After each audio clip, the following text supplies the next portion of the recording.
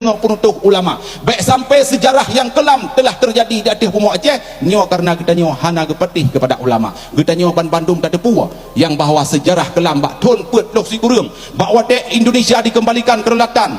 oleh Belanda di Den Haag bak watenyan salah satu tokoh kita nyo Tunku Daud Burih hana gepetih penutuh hana gepatih haba kutuah ni bak Abu Hasan Krung Kali ijtihad politik Abu Hasan Krung Kali bak watenyan apabila hana dapat teh wahai nyak Daud atas bumi Aceh akan ro darah oronyo dedeng partai PAS hasil ijtihad politik lebih bertuh dro ulama Aceh yang na di atas bumi Aceh untuk gubedeng partai PAS untuk bangsa Aceh pan Bandung kekompakan kita nyonyo akan mewujudkan keberhasilan dalam partai PAS dan mewujudkan kemenangan getanya di atas bumodro di bumi Aceh baik sampai getanya hana dapat teh baik sampai getanya bak saboh saan untuk getanya cerebre hana terdengar penutuh ulama baik sampai sejarah yang kelam telah terjadi di atas bumi Aceh nyo karena getanya hana gepetih kepada ulama getanya ban Bandung tak tepua yang bahawa sejarah kelam bak ton put loh si kurung bak wate Indonesia dikembalikan kedaulatan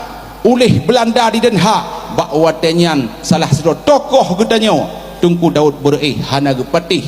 penutuh hana gepatih haba kutuah ni bak Abu Hasan Krung Kali ijtihad politik Abu Hasan Krung Kali bak watenyan apabila hana dapat teh wahai nyak Daud atas bumi Aceh akan ro darah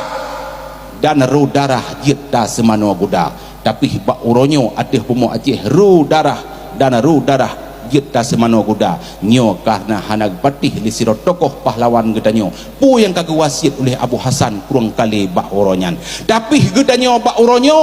nyo gedanyo pan Bandung bersepakat gedanyo tamu mat jaro bersantut bahu gedanyo buna pan Bandung dimiyup unutuh ubena Bandung gure-gure gedanyo barik majelis nasahin dan Dewan Mustasyar dan Fidyah di tingkat MPP hasil ijtihad politik sidro ulama Abu Hasan Krung Kali nyo jir keh lagi nyo tapi bak oronyo dedeng partai PAS hasil ijtihad politik lebih bertuh dro ulama Aceh yang na di atas bumi Aceh untuk gubedeng partai PAS untuk bangsa Aceh pan Bandung